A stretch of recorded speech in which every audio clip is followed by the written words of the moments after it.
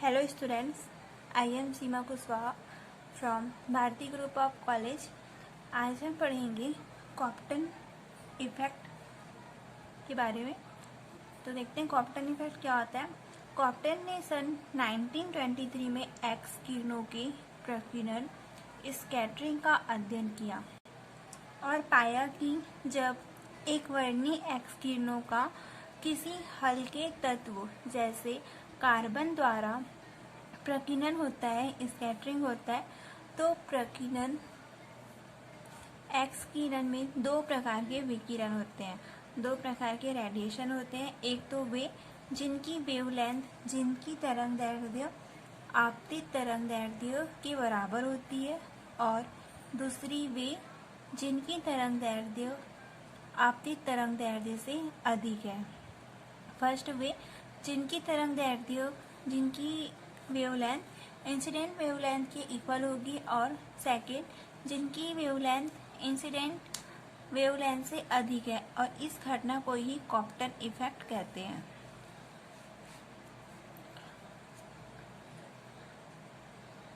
जब hν आवृत्ति का फोटॉन पदार्थ के मुक्त इलेक्ट्रॉनों से टकराता है तो यह कुछ ऊर्जा इलेक्ट्रॉन को हस्तांतरित कर देता है। अतः इलेक्ट्रॉन कुछ गतिज ऊर्जा प्राप्त करके v वेग से प्रतिक्षिप्त होता है। अतः प्रकीर्णित फोटॉन की ऊर्जा अथवा आवृत्ति आपतित विकिरण की आवृत्ति से कम होती है। यही कॉप्टन इफेक्ट है।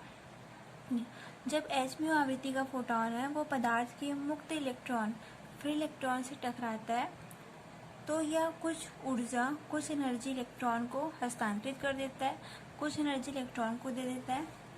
अतः इलेक्ट्रॉन कुछ काइनेटिक एनर्जी, गति ऊर्जा प्राप्त करके v वेग से रिकॉइल होता है। अतः प्रकीर्णित फोटॉन, स्कैटरिंग फोटॉन की एनर्जी अथवा फ्रीक्वेंसी आपतित विकिरण, इंसिडेंट रेडिएशन की फ्रीक्वेंसी से कम होती है। यही कॉप्टन इफेक्ट है। इस खोज के लिए कॉप्टन को नोबेल पुरस्कार से सम्मानित किया गया।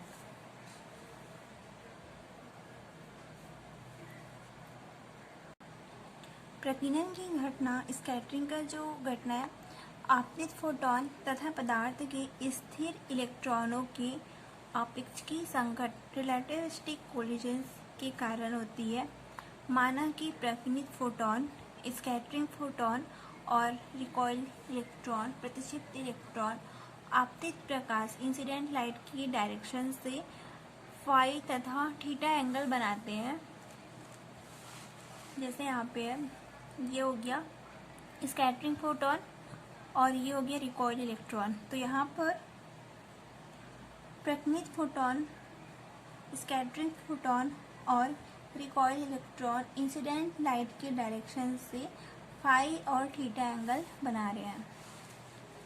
ये संघट से पहले और ये संघट के बाद। इंसिडेंट फोटॉन, संघट से पहले फोटॉन तथा इलेक्ट्रॉन की संपूर्ण ऊर्जा होगी hν प्लस m0c²।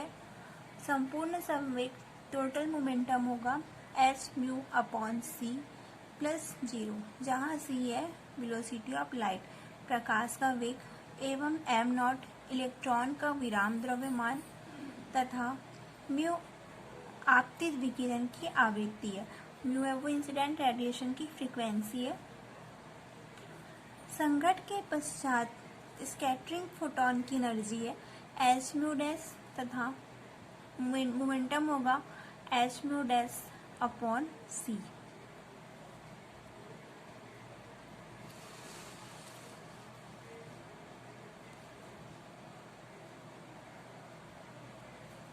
प्रतिक्षिप्त इलेक्ट्रॉन की ऊर्जा mc², जो रिकॉइल इलेक्ट्रॉन है उसकी एनर्जी mc² तथा मोमेंटम होगा mv। तो ऊर्जा संरक्षण के सिद्धांत से hν plus m0c² equal to hν plus mc²। ये हो जाएगा इक्वेशन 1। संवेग संरक्षण के सिद्धांत से आपतित फोटॉन की दिशा इंसिडेंट फोटोन का डायरेक्शन एक्स एक्सिस तथा उसमें नॉर्मल डायरेक्शन होगा वाई एक्सिस में वियोजित करने पर H mu upon C plus 0 equal to H mu dash upon C cos phi plus M V cos theta. ये हो जाएगा इक्वेशन 2। सॉल्व करेंगे इसे, दिया जाएगा 0 H mu dash C cos phi का हो जाएगा sine phi minus M V cos theta का हो जाएगा माइनस साइन थीटा। इसे इक्वेशन 3 लिखेंगे। अब इक्वेशन 2 से यहाँ पे एलसीएम निकल जाएगा, तो ये हो जाएगा M V C cos theta equal to, इधर इसको इधर ले आए तो ये हो जाएगा H mu minus H mu dash cos phi. Equation 3 से एम वी यहाँ से एलसीएम निकाल लिए तो ये हो जाएगा M V C sine theta equal to H mu dash sine phi को इधर ले आए तो ये हो जाएगा इक्वेशन 5। इक्वेशन 4 एंड 5 का स्क्वायर करके जोड़ने पर जो समीकरण 4 है और समीकरण 5 है उसका वर्ग करके जोड़ेंगे तो वर्ग करने पर हो जाएगा m square v square C square sine theta sine square theta cos square theta sine square theta plus equal to 1 हो जाएगा। तो यहाँ पे बचेगा m square v square C square equal to ये हो जाएगा H mu minus H mu dash cos phi का square plus h mu dash sine phi का स्क्वायर। तो यहाँ पे बचेगा m square v square C square equal to a minus B square का फार्मूला लगाएंगे, a minus b whole square का। तो ये हो जाएगा h square mu square plus h square mu dash square cos square phi a square plus b square minus 2ab 2h square mu dash cos phi plus h square mu square sine square phi. अब यहाँ से हम H square को common निकालेंगे तो यहाँ बचेगा mu square mu dash minus 2 mu dash cos phi cos square phi और साइन स्क्वायर फाई 1 हो जाएगा। इसे हम लिखेंगे इक्वेशन 6। समीकरण 1 से इक्वेशन 1 से, इक्वेशन 1 था हमारा H mu M not C square H mu dash plus M C square. तो यहाँ से हम एम सी स्क्वायर की वैल्यू निकालेंगे तो ये इधर आ जाएगा। तो यहाँ पे हो जाएगा M C square equal to H mu minus H mu dash plus am not C square.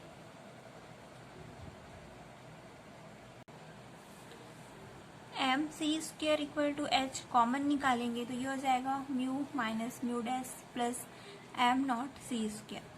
वर्ग करेंगे इसका तो ये हो जाएगा एम स्क्वायर सी की power 4 equal to H mu minus H mu dash plus am not C square का square. Solve करेंगे इसे तो एम स्क्वायर सी की power 4 equal to h square, यहाँ फार्मूला लग जाएगा a plus a minus b का whole square.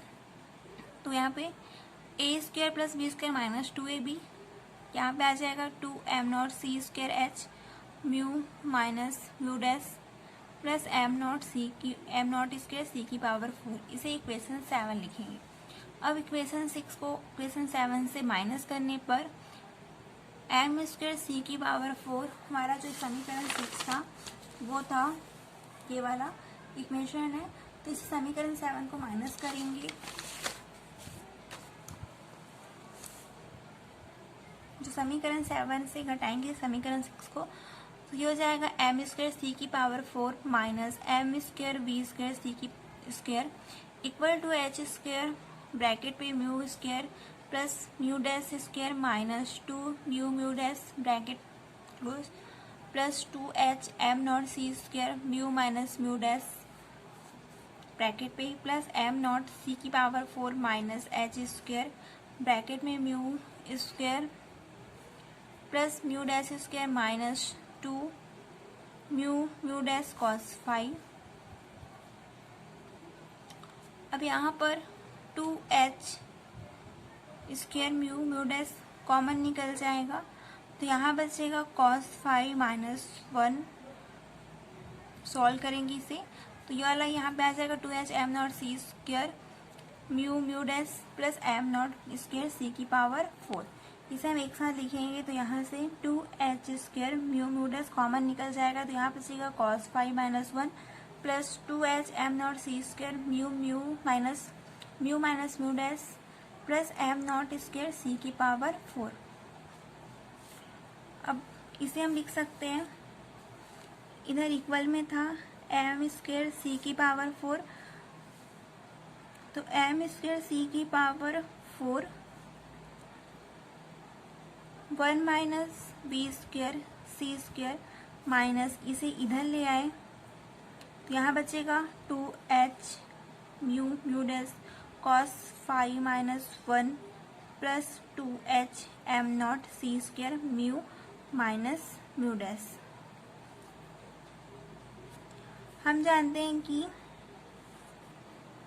m equal to होता है m naught upon 1 minus B square सी स्क्वायर रूट पे, तो m इस दोनों पक्षों का स्क्वायर कर देंगे तो ये हो जाएगा m square m not square, वर्ग करने पर ये स्क्वायर हट जाएगा, तो 1 minus B square upon C square.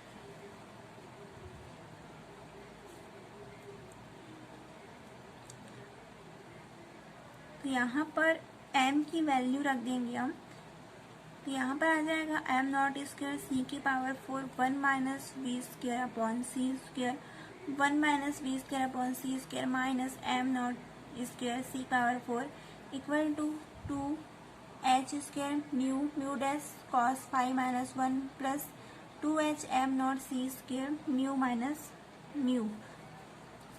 ये दोनों कैंसिल हो जाएगा, इसे हम लिखेंगे इक्वेशन 8।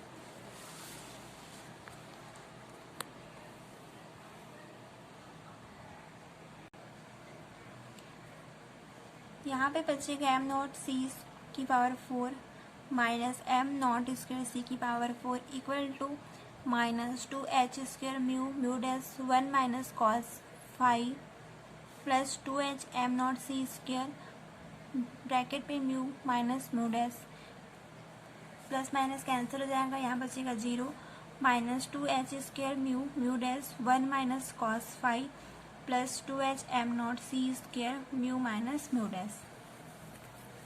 इसे हम इधर ले आएंगे, पक्षांतर कर देंगे, तो यहाँ पर बचेगा 2h square mu mu dash 1 minus cos 5 equal to 2h m not C square mu minus mu dash. ये हो जाएगा इक्वेशन 9।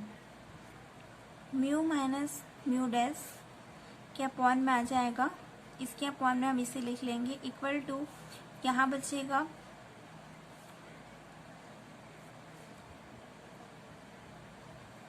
इसको इधर ले आएंगे, तो ये बचेगा h कैंसिल हो जाएगा और 2 भी कैंसिल हो जाएगा, तो यहाँ बचेगा h upon m not C square 1 minus cos 5। इसके अपॉन में हम इसे ले आए और इसके अपॉन में इसे ले आए, तो यहाँ पे बचेगा mu minus mu dash equal to h upon m not C square 1 minus cos 5।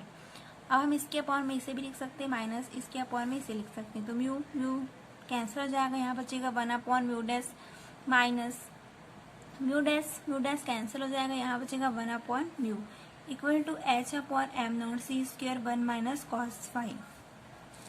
अब म्यू इक्वल टू होता है c अपॉन लैम्डा, तो यहाँ पे हम c अपॉन लैम्डा रखेंगे, तो लैम्डा ऊपर चले जाएगा, तो यहाँ पे बचेगा lambda dash upon c minus lambda upon c equal to h upon m not C square 1 minus cos 5।